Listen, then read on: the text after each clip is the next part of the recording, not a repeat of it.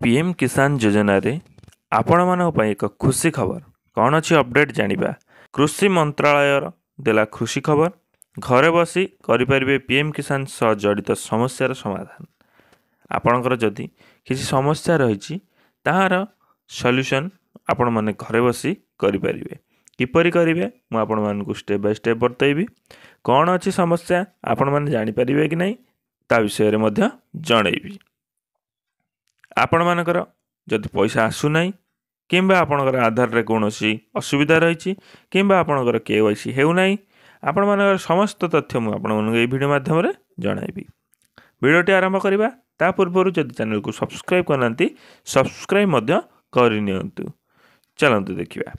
केंद्र सरकार कृषक माननकु आर्थिक सहायता जोगाई देवा उद्देश्य रे प्रधानमंत्री किसान सम्मान निधि योजना आरंभ करिसेंती। एही योजना माध्यम रे कृषक माननकु वर्षकु 6000 टंका आर्थिक सहायता जोगाई दिया जाउछि। प्रति 4 मासरे 2000 टंका किस्ती। वर्तमान पर्यंत एही योजना 15तम किस्ती कृषक खाता को जाई सारिछि। किंतु जदि कौनसी कारणरू आपण एही योजना रे लाभ पाई पारु नाहंती तेबे एही वीडियो माध्यम रे आपण माने समस्यार समाधानर पंथा आनी पारिबे। प्रधानमंत्री किसान सम्मान निधि योजना पाई योग्य कृषक माने पूर्वरु एही योजना लाभ पाई पारथिले किंतु वर्तमान कौनसी कारणरू सेमानक किस्ती बंद हो जाइथिबा नै सूचना मिलिछि। जेउमानकर किस्ती बंद हो जाइछि सेमाने आउ चिंता करिबा आवश्यकता नै। एही पर कृषक मानक सहायता जोगाइबा पाई कृषि और कृषक कल्याण मंत्रालय द्वारा एक स्वतंत्र अभियान आरंभ करिसेंती। यही अभियान 12 फेब्रुआरी रु आरंभ हेबो जेउथुरे पीएम किसान योजना सहित आपणकर समस्या समाधान घरे बसी करि परिबे। 12 रु 21 फेब्रुआरी पर्यंत चलिबो एही अभियान। प्रधानमंत्री किसान सम्मान निधि योजना जड़ित सह समस्या आपण माने 12 रु 21 फेब्रुआरी पर्यंत एक स्वतंत्र अभियान चलिबो। साधारण सेवा केंद्र सहायता रे राज्य तथा केंद्र सरकार समस्या समाधान करिवे। प्रधानमंत्री किसान सम्मान निधि योजना सुविधा न पाइबा पाई दुईटी मुख्य कारण अछि।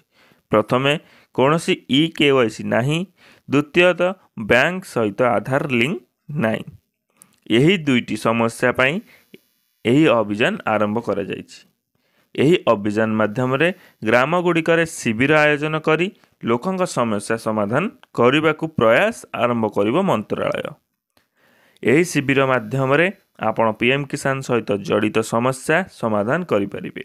एहा व्यतीत जदि आपण पीएम किसान योजना रे 15तम किस्ती रु वंचित अछंती तेबे एही शिविर थिबा तथा समस्यार समाधान परे आपण पुराना किस्ती मध्य टंका पाई परिबे।